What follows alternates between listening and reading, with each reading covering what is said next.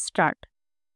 भारताची राज्यघटना तयार आणि अंगीकृत केली जाऊन 26 जानेवारी 1950 रोजी भारतीय गणराज्य प्रजासत्ताक प्रत्यक्षात आले.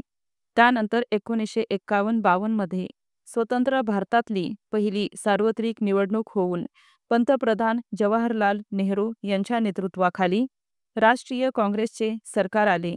पण हे अपेक्षित भारतीय लोकशाहीचे चित्र नव्हते, तर भारतीय समाजरचनेचे प्रतिबिंब व पगडा त्यावर स्पष्टपणे दिसून आला होता. अशी चिकित्सा करणारा हा लेख तर्कतीर्थ लक्ष्मण शास्त्री जोशी यांनी लिहिला होता. तो नवभारत मासिकाच्या ऑगस्ट-सप्टेंबर 1952च्या जोड अंकात प्रकाशित झाला होता. परिच्छेद. या लेखात तर्कतीर्थांचे असे म्हणणे होते की भारतीय समाज उच्च-नीच परंपरेच्या पायावर उभा आहे. एखाद्या समाजरचनेचा विकास व्हायचा तर गतिशास्त्र नियमानुसार नैसर्गिक बंधनांतून मानवाची मुक्तता होणे आवश्यक असते. समाजात प्रस्थापित प्रथा या त्या समाजाचे आविष्करण असते. गुलामगिरी, राजेशाहीसारख्या प्रथा म्हणजे स्वातंत्र्य संकोचच बंधमुक्त समाजनिर्मिती लोकशाहीकडे नेते.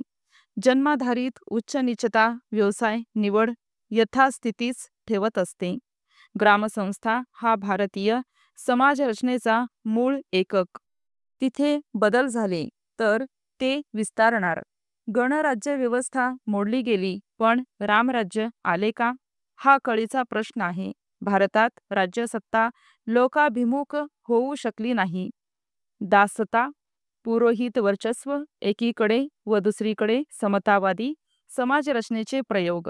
शैव, भागवत, बौद्ध असा आपल्याकडे बंधन व स्वातंत्र्याच्या उभा आडव्या धाग्यांचा विविधांगी व विविधरंगी खेळ आढळतो. एक बरे की समाज सुधारणांमुळे जाती जमाती पंचायतींचा वरचष्मा कमी झाला आहे, पण तो संपलेला नाही.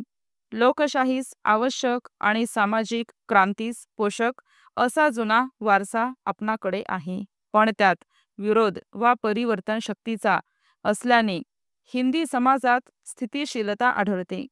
ती दूर करण्याचे आवाहन लोकशाही रुजवताना लक्षात घ्यायला हवे. त्यासाठी स्वातंत्र्याचे महत्त्व समजावणे तितकेच गरजेचे आहे. विषमतेवर आधारित समाजरचना ही कधीही लोकशाहीस आधारभूत ठरत नसते.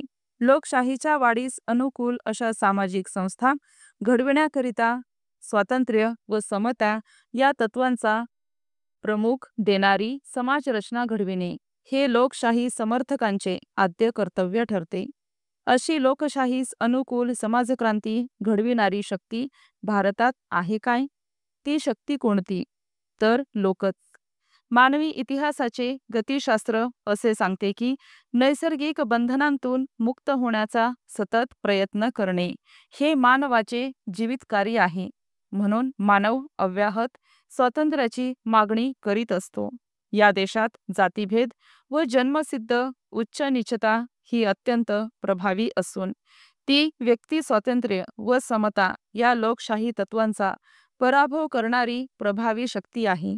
भारतीय समाजरचनेत बंधने व स्वातंत्र्य यांचे विचित्ररंगी धागे उभे आडवे विणलेले सापडतात.